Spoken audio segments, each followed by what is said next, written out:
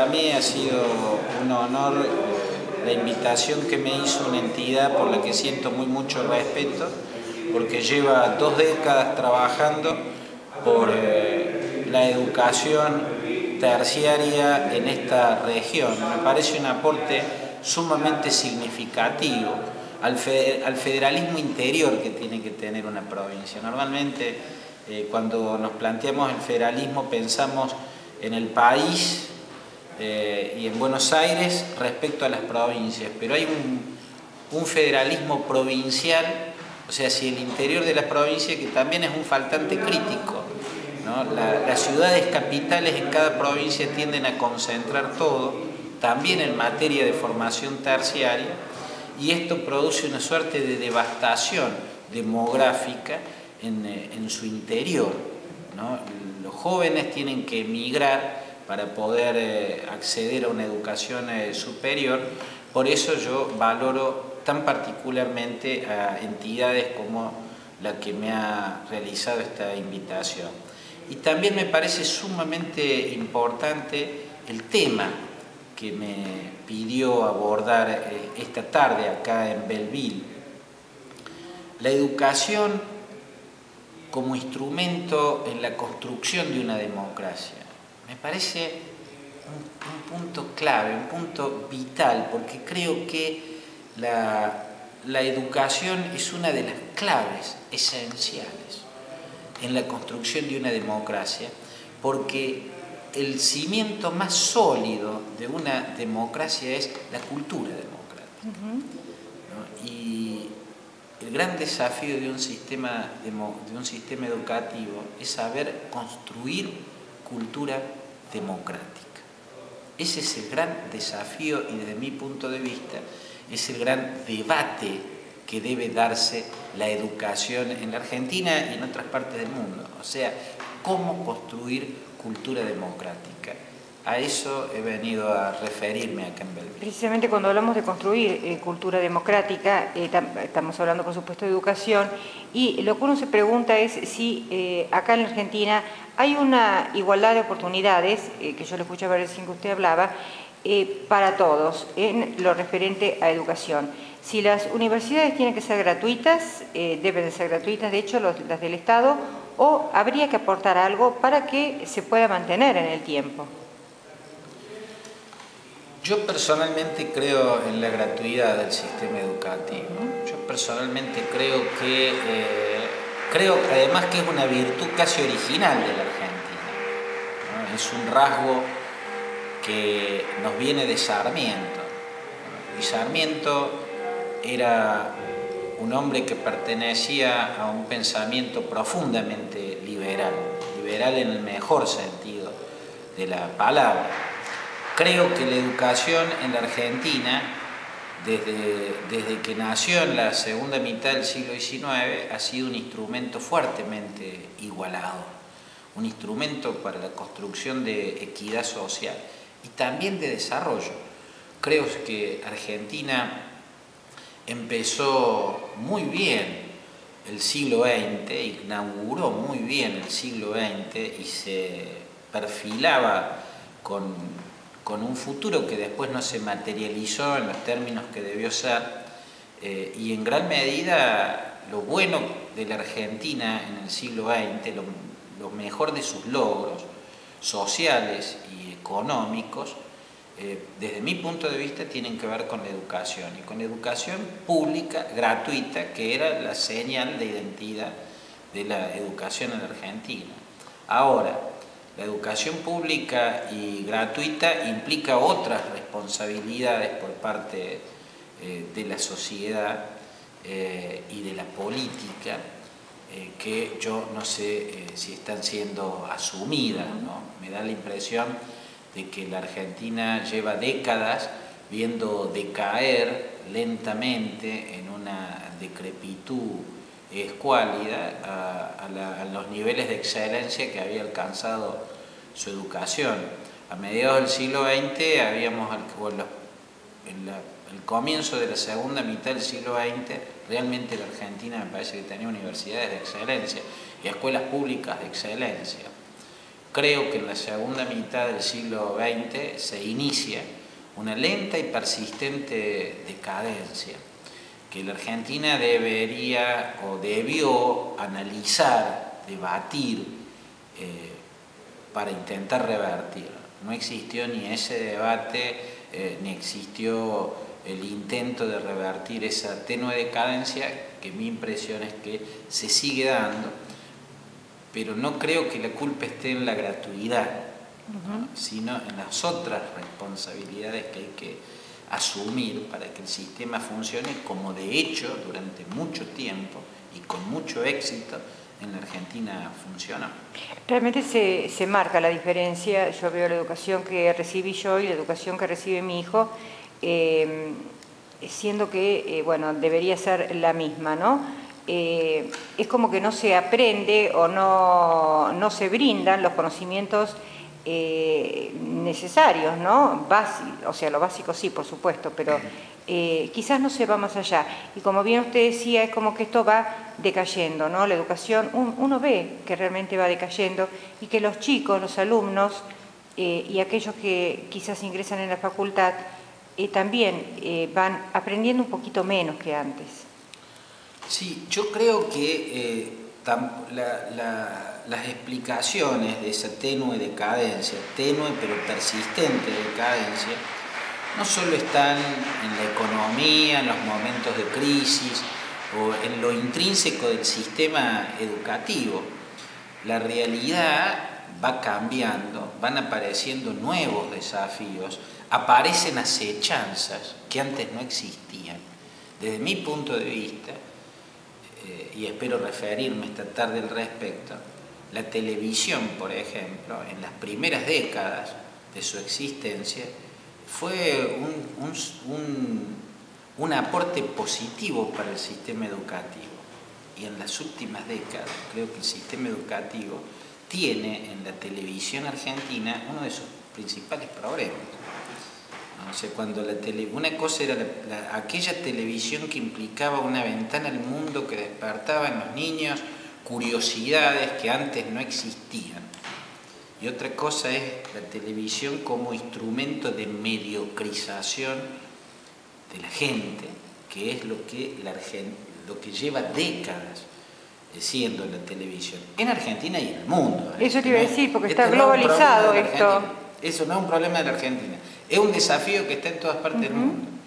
Lo que quiero decir es que el sistema educativo no es una realidad en sí misma, ¿no? El sistema educativo se le aplica el yo soy yo y mis circunstancias de Ortega y Gasset, ¿no es cierto? O sea, las circunstancias van cambiando, ¿no? Y esas circunstancias van siendo nuevos desafíos para el sistema educativo, para lo cual el sistema educativo tiene que tener una vida intelectual, con un dinamismo capaz de estar viendo y reaccionando permanentemente a ese mundo cambiante en el que funciona. ¿Usted esta situación de la educación la ve en la Argentina o la ve globalizada? Vamos a tomar América, en toda América de la misma manera. Yo no soy un especialista en temas educativos y no estoy en las mejores condiciones para responder seriamente la pregunta interesante que me está haciendo. Yo creo que la educación en todo el mundo se encuentra con desafíos gigantescos, ¿no? Desafíos que implican inmensos vértigos y que imponen necesarias deliberaciones, una suerte de asambleísmo permanente en términos pedagógicos, estar planteándose permanentemente cómo pararse frente a circunstancias cambiantes, incluso como todo, ¿no es cierto? El welfare state, el estado de bienestar en el mundo occidental que existió exitosamente desde mediados del siglo XX prácticamente hasta la década del 80, encuentra en la tecnología, por ejemplo, desafíos que hay países que empezaron directamente a desmantelarlos, ¿no? Hay otros que intentan salvarlo, pero para salvarlo hay que adecuarlo a esas nuevas circunstancias. Por ejemplo, la irrupción de tecnologías que reemplazan la mano de obra humana, Entonces, ¿cómo sostener un estado de bienestar en una realidad donde la tecnología reemplaza masivamente la mano de obra humana? Bueno, hay un desafío concreto que en este caso la economía y la política social deben resolver si no quieren perder un instrumento de equidad social como fueron los estados de bienestar, ¿no? La cuestión es saber plantearse frente a esos desafíos que van apareciendo en un mundo donde además la dinámica del cambio se acelera cada vez más. No eliminar la tecnología, eso sería una utopía. Más que una utopía, sería una distopía, o sea, peor. Lo que digo es que las sociedades tienen que ir adecuándose permanentemente a una realidad que además cada vez exige la adecuación más espontánea, más rápida y más permanente. Esa es la realidad del hombre, una dinámica de permanente cambio. Los tiempos siempre se van acelerando, sobre todo desde la tecnología y desde la ciencia. Y el sistema educativo no es ajeno a eso, al contrario. Por último, bueno, lo traigo al tema de mi parte, ¿no? El tema política. Usted recién hacía una referencia. La gente, se ve que la gente está contenta, está conforme, al menos en las urnas así lo demostraron, ¿no?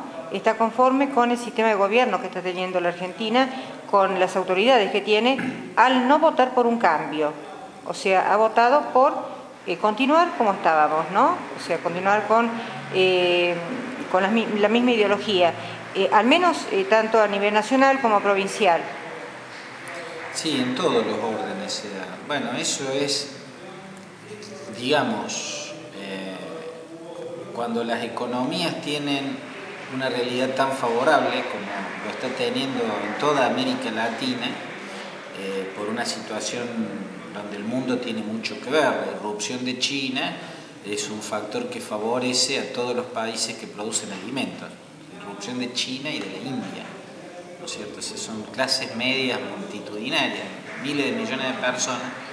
Entonces eso implica una realidad que se convierte en una suerte de bendición para los países que producen materias primas, más para los que tienen tierra, que pueden producir soja, por ejemplo, que es parte de la dieta china. En situaciones de ese tipo, los gobiernos tienden a permanecer, el voto se vuelve muy conservador, ¿no? Se impone una suerte de no hagan olas, o sea, si está todo bien, dejemos todo como está, y esto se manifiesta hasta de manera contradictoria, ¿no? En la Argentina de estos días gana el macrismo en la capital federal, da una elección sorprendente en la provincia de Santa Fe, y el macrismo es una forma de conservadurismo clara, concreta. En Córdoba gana de la Sota, y bueno, y a nivel nacional lo lógico también era que ganara Cristina Kirchner, ¿no es cierto?, la actual presidenta. Se van triunfando los oficialismos, más lógico todavía ganar la presidenta, porque bueno, la política económica por lo menos no ha obstruido esa ventaja que el mundo le está dando a los países productores de alimentos. Yo a eso sumo que además en la Argentina el liderazgo en el oficialismo fue mucho más claro, mucho más contundente, mucho más apreciable que el liderazgo en la oposición, que realmente llegó a ser hasta patético, ¿no? Salvo algunas excepciones desde mi punto de vista, lo que representa Hermes Wiener y el Frente Amplio Progresista. Para mí la única novedad en el escenario político argentino es Hermes Wiener y el Frente Amplio Progresista, lo único novedoso a nivel de política nacional, y lo único que desde mi punto de vista sería muy positivo, sería muy interesante que en la elección de octubre tenga una muy buena performance. Creo que sin duda la va a tener en cuanto a la vereda de los opositores. Bueno, habrá que ver qué tanto logra la propuesta de un progresismo decente, dialoguista, respetuoso, con líderes de perfil bajo, con líderes hasta tímidos, con imagen de chapado a la antigua, como tiene Hermes Wiener, hacer una muy buena elección. Yo creo que va a ser muy importante para la Argentina si queda en pie en el escenario político una opción progresista que en muchísimas cosas es el reverso de lo que el oficialismo entiende por progresismo. Bueno, por último, o sea, ya estábamos, yo ya le quería preguntar precisamente de esto, ¿no? O sea, su opinión sobre las primarias, la primera vez que se da esto, cuando, si bien ya marca una tendencia, ¿cuál es su opinión? Si esto realmente se va a ver más pronunciado, que la gente se vuelque al oficialismo. La verdad que para mí constituye un misterio. Me da la impresión de que pueden pasar dos cosas extremas. O bien que la gente se vuelque masivamente y el oficialismo supere el 60%, incluso largamente, o bien que se produzca un efecto contrario y termine logrando un triunfo ajustadísimo. Si se diera esta segunda posibilidad, que yo no la descarto, y no la descarto por lo que dije recién, ni Duhalde, ni Alfonsín, ni Rodríguez Sá estarían en condiciones de generar nada. Pero Hermes Wiener y el Frente Amplio Progresista son lo único novedoso que ocurrió en el escenario político argentino en estos días. Y por ser lo único novedoso, yo no descarto que pueda generar una adhesión masiva en el espectro de la sociedad que no se identifica con el relato oficialista, que es un espectro importante. Lo que necesita es ver algo. O sea, si no ve nada, no va a votar, nadie vota la nada, nadie vota el vacío. En términos generales, la oposición, desde la muerte de Néstor Kirchner hasta la fecha, ha sido un vacío, ha sido la nada. Mientras que el liderazgo en el oficialismo fue claro y contundente, sobre todo después de la muerte de Néstor Kirchner, porque con él vivo los liderazgos de la presidenta y de su marido se superponían hasta incómodamente, por lo menos en la mirada desde afuera. Al morir Néstor Kirchner quedó, o sea, se hizo perceptible con nitidez un liderazgo, el de la presidenta. Entonces fue el algo contra la nada. Dentro de esa nada, para mí lo único rescatable es que con solo 5 semanas de campaña electoral y partiendo del desconocimiento total de la sociedad, porque Hermes Wiener, el 60% de la población decía en las encuestas que no lo conocía, no lo conoce una persona sin, y que haya logrado la cantidad de votos que logró, me parece promisorio. Por eso yo en la segunda vuelta, que de hecho va a ser una segunda vuelta, la de octubre, sí, no descarto ni un triunfo de dimensiones oceánicas por parte de Cristina Kirchner, ni un triunfo tan ajustado que deje cierto sabor de derrota para la reelecta presidenta.